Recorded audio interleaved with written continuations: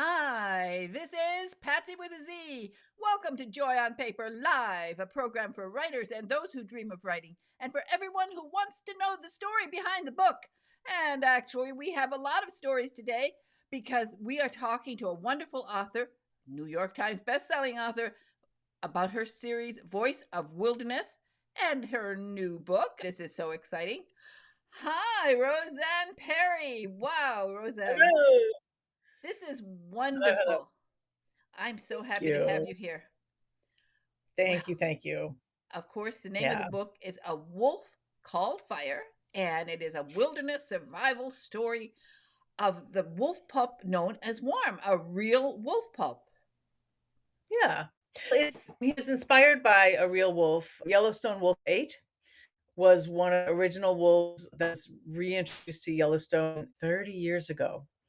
And so he was this omega wolf that had an amazing life story, and I used him as a model for my pup Worm. Yeah. The book is beautiful, and I want to tell everybody it was illustrated by a real illustrator. Not this is no Yes. phony baloney AI illustration. Beautiful illustrations throughout the book, black and white, so dramatic. They are just gorgeous. And we have to give a shout out to her because Monica Armito, Armita, is it? Armiño, Mónica Armiño. Mhm. Monica Armiño. Wow, what an illustrator. Isn't she amazing? Ah, I love her art. It's so good. She's Monica is from, Madrid, Spain, and she's just brilliant at capturing the sort of the heart of the animal, and myself, I can barely draw a bath, so I'm always impressed by Well, someone who can draw, but there's like 130 illustrations in this book. It's yeah, really I great. know. I know. This is a Mhm, lot of work. I am an artist. So when I saw it and I saw the amount of work she put into this, I was so mhm. impressed. Obviously, your publisher loves you because they wouldn't do this. They wouldn't do this unless they Yeah, love you. They don't, they're very, sometimes publishers can be very cheap. But in yeah. your case, It was mhm.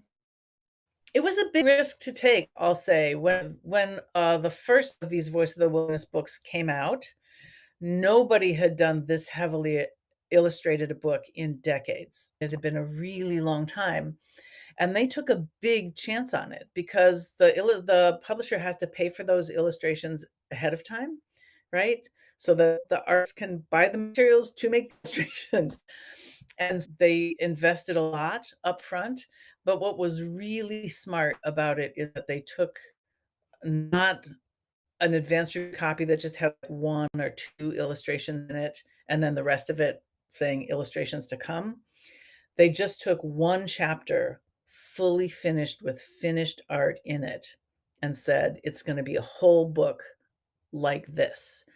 And I think they sold 5 translations in a day at the Bologna Book Fair, and that really set the books off on the right foot. And, exact when you have really great art like this, it's so evocative. mhm, It draws you in, and mhm, the power of black and white. Because, as I said, I've done some art in my life, and mhm. when you're working with it just in black and white, you really have to have talent to bring that to life. And she's fantastic. She is among the best I've Yeah. ever seen. Absolutely amazing. You. Thank you, thank you. I think she's amazing too. There's a real depth and that expression in the animals that's not easy to capture, I No, it's think. not. It's very difficult. Mhm. It's very difficult. I know. I've struggled myself, so I know when you have talent. And I Yeah, am a person who believes in real illustrators. I am. That's me too. I cannot stand. I cannot stand this AI stuff. It really drives me crazy. So I'm very, Yeah. very, very happy that you got Monica. Now, this is a Can I just say one more thing about the illustrations? One of the things that I love the most about it is that when I get letters from children, very often they have either traced or freehand drawn an illustration from one of the illustrations of the book, and I just love it that, like, she's teaching children to draw just by that example of her work, yeah, and I adore that, and I think it's just so lovely, and I'm touched every time. Yeah. yeah, that is great. Kids wouldn't normally do that just with a color illustration, but seeing it hand drawn in black and white, they think, Mhm. yeah, I can draw, I can do, and it's an encouraging thing. And I know Mm. that you love to get letters from children. So Yeah. let's talk. She's illustrated the other books, and this is just a wonderful series. And Mhm. it's good for everyone. It's environmentally conscious readers and animal lovers will be thrilled with Mhm. Rosanne Parry's real life adventures, which are enhanced by Mónica Armiño's numerous and detailed black and white illustrations. And these are the four books. Oh, I'm Mhm. sure we're going to have many more, but I think they're just absolutely gorgeous. I should say that A Whale of the Wild was illustrated by Lindsay Moore, and A Horse Named Sky is illustrated by Kirby Fagan. Monica has really gotten the wolf.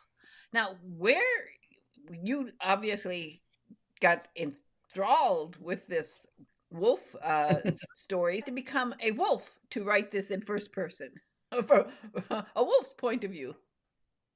Yeah, I really do love to sink into that animal point of view and really think about what can an animal see and actually get out in that ecosystem and look around and see what it looks like. What does it smell like? What can I hear? I went and I hiked up in the Wallowa Mountains where the story begins and just Where is walking that? around and asking myself, the Wallowa Mountains are in the northeast corner of Oregon. They look a lot like the Alps. They're the same kind of mountains as the Alps are. It's just a gorgeous place and not very often visited, so it's quite natural and not crowded in the way that some more famous national parks are super crowded. The Wallowas have plenty of room to roam. But I just love to get out there and in the forest, trees and pine needles have been falling for hundreds and hundreds of years, and so the ground is, if I take off my shoes, the ground is, like, soft and spongy under my feet, and you step down on it and, like, a poof of dirt smell comes up. Yeah, I love that, but then you go to the Zumwalt Prairie, which is not far away, a little bit lower, only about 5,000 feet, and there you have the grass that grows in clumps. It's a bunch grass prairie, so you got those clumps of grass tight together, and then hard, kinda gritty dirt between these clumps of bunch grass, and it's a completely different feeling.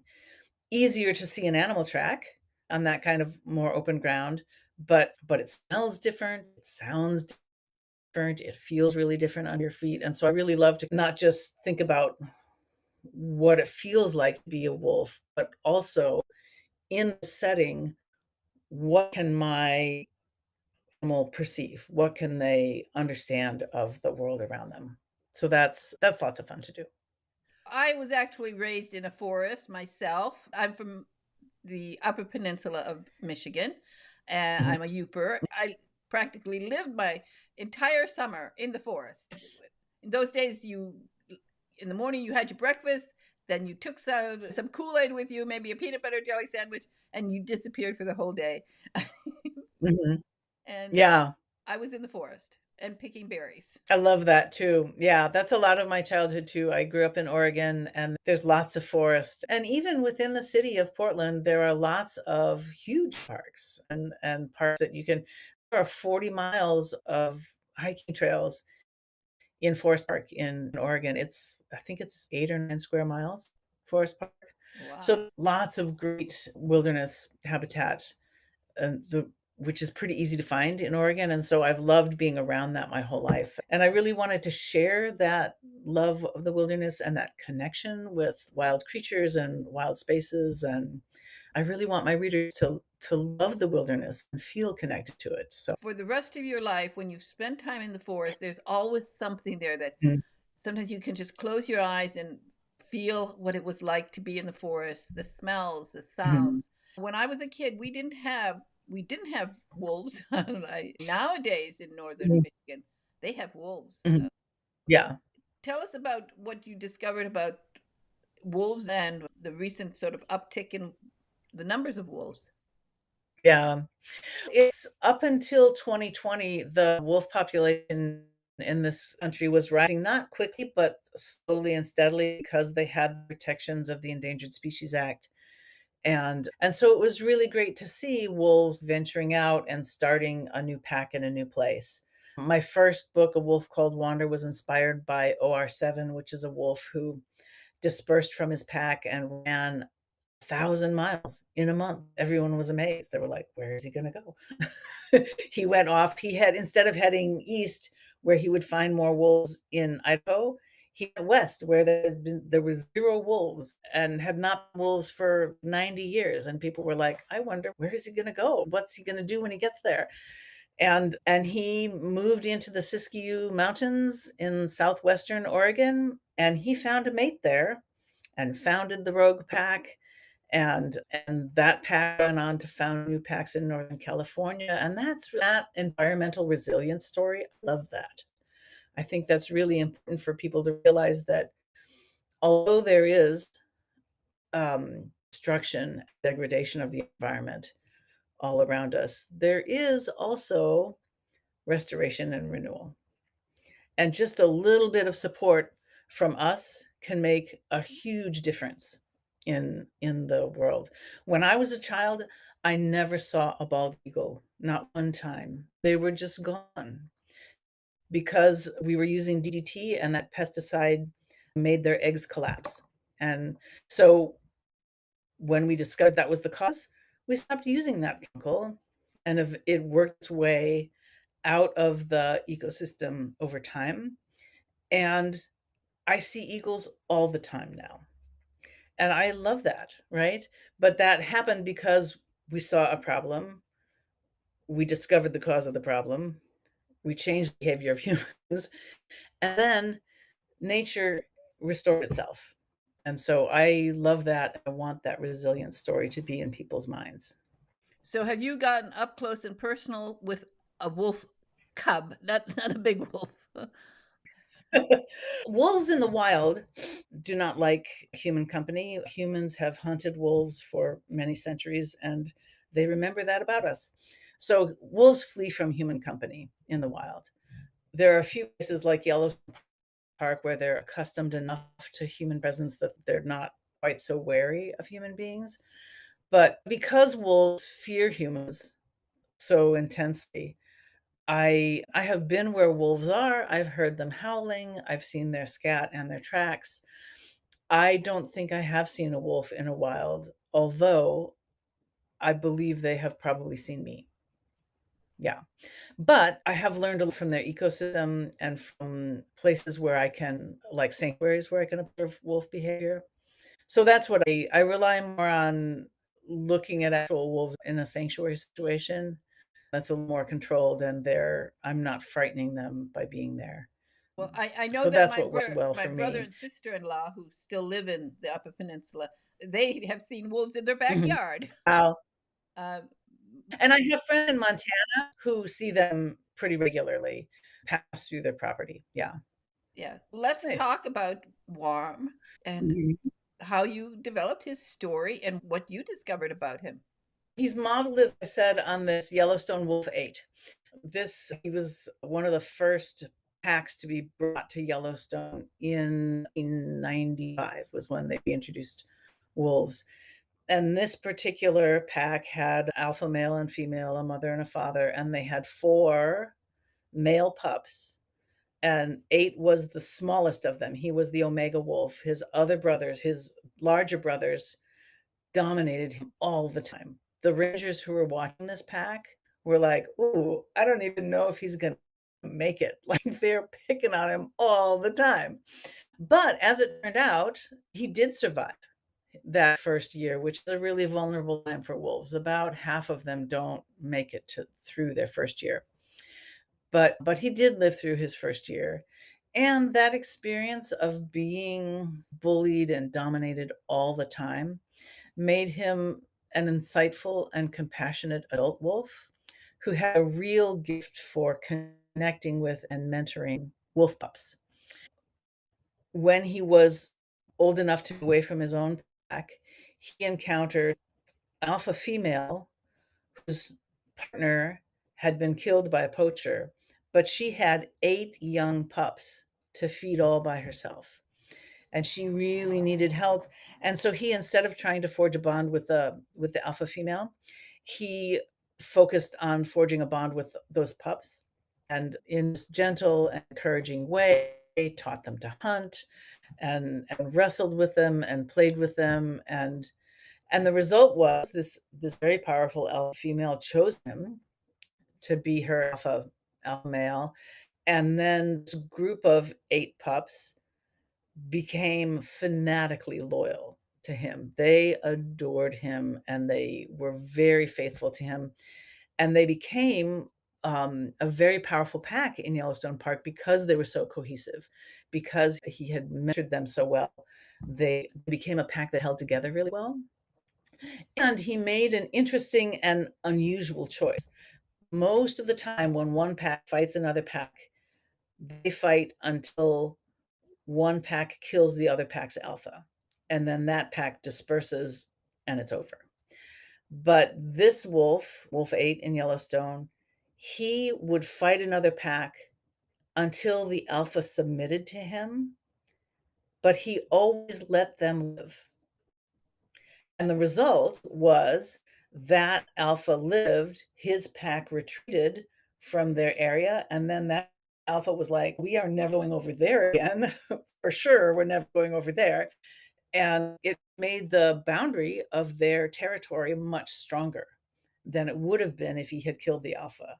And so that that's why that pack went on to become so powerful in the Yellowstone Park, is because he let all of those defeated alphas live, and those defeated alphas taught their pack for generations after, whatever, you don't go over there and mess with those guys because we can't win. And that really consolidated his power, and it was a really different style of leadership. And I just love that idea that there isn't only one way to be powerful. There isn't only one way to be a good leader. And I love that. I think it's valuable. It was really fun to write a character who came from that position of being the Omega Wolf, who finds himself in a situation where he must take on leadership of his pack. And so the story really revolves around how this Omega pup in this pack comes into his own as a leader, and a different kind of leader than his father and his brothers were. So that was a lot of fun for me. Now, do they have a tracking system? They No, I think the Fish and Wildlife departments have found that attracts poachers, because in 2020 wolves were taken off the Endangered Species Act. They no longer have that protection, and more than 1,000 wolves just in Idaho and Montana alone, more than 1,000 wolves have been killed in the last 4 years because of that. They are collaring fewer wolves for that reason. But I know in Oregon, anyways, in Oregon, they keep track of their uh, wolf populations with trail cameras, which are pretty effective. I know you have to do some culling, but we don't ever want to get in the position where there are so few of them that you don't know if they will survive. I think it is a concern. I think it is a concern that they have come off the endangered species list. So that's something we'll have to see and pay attention to those wolf populations going forward and see. They may need endangered species protection again, or it may be that state by state they can decide for their own circumstances how they want to manage their wolf population. But Oregon has found a decent amount of success with wolves. They're good for the environment. They help restore some balance in predator prey mix in Oregon. And at the beginning of 2024, it was really great. The governor of Colorado called the governor of Oregon and they said, "Boy, we have some ecosystems that really need restoring. And we think a key to restoring them is to bring wolves back to Colorado. Would you possibly have a wolf pack you share with us?" And Kotek said, "Sure. Yeah, we do have wolves to share." And about a year ago, Oregon sent a wolf pack to Colorado that they're hoping will help rejuvenate the environment there. Yeah. So tell us a little bit about your background. Did you expect to become a New York Times bestselling author? Oh my gosh, no. I'm like the most unlikely writer ever because when I was a child, honestly, I'm terrible at spelling. I'm still terrible at spelling, to be honest. So, the comma, who really knows where the comma goes? People don't even agree where the comma goes. So I was a discouraged writer, I would say, as a child, because even when I knew I did a good job on my paper, I turned it in and it had all those things circled that I had done wrong, and it made me feel like I was a bad writer, right? It wasn't until I was old enough to study a foreign language and realized I could spell just fine in German. Thank you very much. Spanish, also easier to spell than English. English is hard. And so I was a discouraged writer as a young person, but I always love stories. I love to read them, but I love also the power a story has to remain in human memory. If I wanna tell a group of children, whether they're my own children or my campers when I was a camp counselor or my students as a teacher, if I wanted them to remember a thing, giving them a list of 10 facts about wolves, they'll probably remember 2 the next day. But if I tell them a story about wolves, they're gonna remember 50 or 100 things about wolves, and they'll remember it a long time from now. And I love that about stories. It has staying power in the human imagination in a way that other things don't. And so that's what drew me to writing. And so when I started, I was like, who knows if this will work? I have no idea how any of it. I didn't have any connection to the writing world. I just thought I would give it a try. And my children were all at home and little, and I thought I have this window of opportunity. I'll just try it. And if it doesn't work, I'll go back to teaching, which I love. But I have found success with the writing, and so I'm happy that I stuck with it. I feel grateful to live in Portland, which is such a bookish town. There's the writing community here is really generous and supportive and kind, and I'm grateful for that. And so there's been lots of support along the way. But yeah, I'm not the most likely right around, but I'm really grateful for how things have turned out. When you heard that you were on the New York Times best-selling list, uh, how did that happen? How did you feel that day? That was pretty amazing, but here's what I think about that now and why I'm so proud to be an independent bookseller. When A Wolf Called Wander came out, it was very different from any other book. There wasn't anything out in decades that had been illustrated with that many illustrations and from the point of view of an animal. It was just a the kind of an outlier, I would say. And although my publisher was very supportive, nobody really knew how this book would do. But independent booksellers looked at it and went, "Oh, I know the family that would love this. This would make a really good read aloud." Because it's got that nonfiction material at the end, teachers are gonna wanna read this aloud in their classroom. And so they were really great about just introducing it to people, and it came out in May, so they're like, "Are you going camping? Take this book and read it out loud around the campfire. It'll be perfect." And so it was really just independent bookstores and librarians who were excited about it at the beginning. When it hit the New York Times bestsellers list, it had 2 reviews on Amazon. 2. It was like I mean, it was there, but it was hardly noticed. It was not in a single big box store. It was just that care and attention from independent booksellers that made the difference for this book, and so I'm so Wow. grateful for that, and I think it's what independent bookstores are for, right? Those online vendors and the big box stores, they're great at showing you a book that's like another book you already bought, but they're terrible at helping you discover something new that's interesting and different and innovative. They're just not at all set up for that kind of discoverability. And so that's why independent bookstores and libraries are so valuable is to bring to light these books that are overlooked by the algorithm, right? When you have 2 So I'm reviews on Amazon, it's nothing. People laugh at somebody who has 2 right. reviews. It It's is really almost a bestsellers. miracle. Well, it's testament to the power of independent booksellers when Yeah. they find something that they love and they go, "Ooh, Ooh.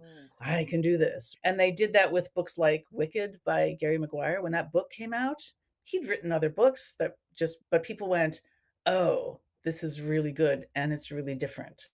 and they made it a thing. And so year after year, independent booksellers look at those debut books and those groundbreaking, interesting, doing something a little different kind of books. And so I'm really proud to be an indie bookseller, and I'm grateful for the indie booksellers that I meet, for sure. I work at Annie Bloom's bookstore in Portland. At the end of this interview, I have the Mhm. address so we can share it with people because I think it's important. Just yesterday, they came out with a report about how many children cannot read at grade level. I already knew, we've known for years that they've been graduating kids from high school Mhm. who can't read. Harvard started this reading 101. You arrive in Harvard and you have to take a reading 101 course. That is Yeah, insane. worrying. Our founding fathers, many of them went to Harvard. And when they went to Harvard, Mhm. they already had Latin and Greek. Yeah. Yeah, and so I am concerned about that. I think there are many causes. We have underfunded education across the board. That's part of the problem. Some technologies are great and a huge help and a huge support. Some technologies are an obstacle to learning to read. From when I was a teacher, I know that we could give them all the standardized tests in the world, or we could count how many books that family owned, and you would get a similar result. It's one of the reasons that my publisher, HarperCollins, and all the American publishers donate thousands of books every year to First Book and Reading is Fundamental and all those book charities that get books in the hands of kids, because ownership of books matters. And so young people are the lowest income of all. And so lack of access to books for them to own has a huge impact. Lack of access to public libraries has a huge impact. And we see, and lack of funding for the schools also has a big impact. And so when you underfund their schools and limit their access to books, I'm, I'm saddened by that news, but I'm hardly surprised. Phonics, I think, are an essential part of getting kids to read. And reading aloud to Oh, yeah. children, Oh, hugely yeah. valuable. And reading out loud at home, just sit on that sofa with your kid and read to them a little bit every single day matters. Oh, it matters. Making sure that teachers have time to read out loud in the classroom. I have never studied writing formally, but my education in being a writer was in those from kindergarten through the 6th grade. I got 500 hours of read aloud time from my teachers, and that's really where I learned to be a writer, is Oh, yeah. listening story after story, day after day in school. That was hugely impactful to me, right? So time set aside for reading matters a lot. Access to pencil and paper so they can write, all of those things make a huge difference. It, And when you look at the families, the number of families who are food insecure, if they're food insecure, for sure they don't have enough money for books and paper and pencils and crayons and those things too. I've encouraged many of the authors who have books for children going all the way up to high school level. Mhm. I always say if you have extra books, if you want to do something nice, give them to the food bank, and the food bank Yeah. will hand out the books. Oh, and kids get really excited when you go to a food Mhm. bank. You're not feeling all that great because you know you're going to a food bank. This Yeah. is not a grocery store. But then if somebody hands you a book, Of your very own. Yeah, I love that. Every now and then when I do a school visit, I'll be there because the school has written a grant that gives every child a copy of the book, and they're like, "Oh, a book of my own." and a quality book. Children really appreciate quality books. When you have a book Mhm, like this, you hold it in your hand and it's tactile. You feel it. You have a book smells special. The feeling of the cover, mhm. you can tell right away by the illustrations. They say, "Oh, this is a really great book. This is a really pretty book." Yeah, It's wonderful. There's a lot of value and there's a lot of strength in rereading a book for Oh, yeah. kids that I already know the character, I already know what's happening, I can just really sink in and devour every word, and then maybe I can stop and, "Ooh, this word I don't really know. What is that word really?" And think about it and see if they can puzzle it out, and or then being able to go to their phone and go, "Let me look at this up on the dictionary on my phone." That's a decent use of technology, right? "Oh, here's something that I can very quickly find a definition and help me in reading." That's great. But yeah, having something that they own and that they can come back to day after week and see too, because you can measure your growth a little bit as a reader as you read the same book again and again. And that's I remember feeling that as a young reader when I would read something and then I'd come back to it a year later and I'm like, "Oh, I understand this in a different way now. I appreciate this thing about the book that it just didn't catch my attention before." And I do love that. That's amazing. And one of the things I think that people should encourage relatives to do is to Mhm, give books and to you write in the front, this book is from Auntie Joe, this book is from somebody, mhm. and children Yeah. will keep them. I have books from, I'm Mhm. not gonna say from when I was a kid. Most actually, so many of my books when I was really young, they would have been comic Mhm. books. But this book has been in the family for I don't Uh-huh. know how many years. It's Roger's Mhm. Upside Down Day, and it was given by an aunt who gave it. We've held it. Oh, it's next to me. I have read this book. Sometimes I read this book, Aw. twice in a day because it is a book. Well, It still mhm, feels good. The interior paper, it's luxurious paper inside, linen. It feels really mhm. nice. It is just a little book, but I've got it Yeah, from a long time ago. And I think the same yeah. will happen with your books. I hope so. I These are the kind of books, and that's why I always tell people if you have a kid in your family, give them books. Get in the habit, and Mhm, the kids will save them because it is so nice. mhm, 20 years or 30 years or whatever, that you mhm. still have that book and you remember the person who gave it to you. Yeah, that is very sweet. I had the loveliest conversation in the bookstore with a grandmother, maybe a month or 2 ago, and she talks to her grandchildren about the books that they love, and usually it's some paperback and they've read it 1,000 times, so of course it's falling apart, and she'll buy her grandchild, like, a new book that she thinks will interest them because they like the first one, but then she'll also buy them a hardcover copy of that book that they love so that they can have one to keep for the future and give to their own children, and I was like, "Oh, that's such a lovely idea to have something that meant a lot to you and be able to have it going forward in the future." So, And that's pretty one of great. the one of the fun things to do, and I've recommended this also, it started during the pandemic. I said you can't see your grandkids or you can't see the kids in your family. Mhm. You can zoom to them and you can read a Yeah. book. Like you have a book right in your hand and you say, "Wow." You have this book in your hand and you say, "I'm going to read this book to you." And you're reading it and you Mhm. read it and you show this and then you say, "And I would like you to have this book." And you like Aw. pretend to hand it. But meanwhile, you've sent to their parents the book. Mhm. So Yeah. suddenly, the next thing the kid knows, he's got the book in his hand, the real book that he just saw That's pretty grandma exciting. reading. Grandma read that book, Yeah, and grandma sent it by magic to me. very fun. Thing to I do. know I worked at the Annie Blooms during the pandemic, and I did most of the phone orders when I was there, and so I would spend the entire shift on the phone.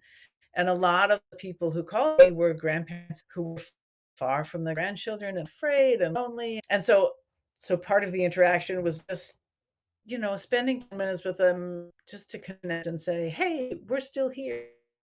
And tell me about those grandbabies. What are they up to? And let's think about what would be a good book for them.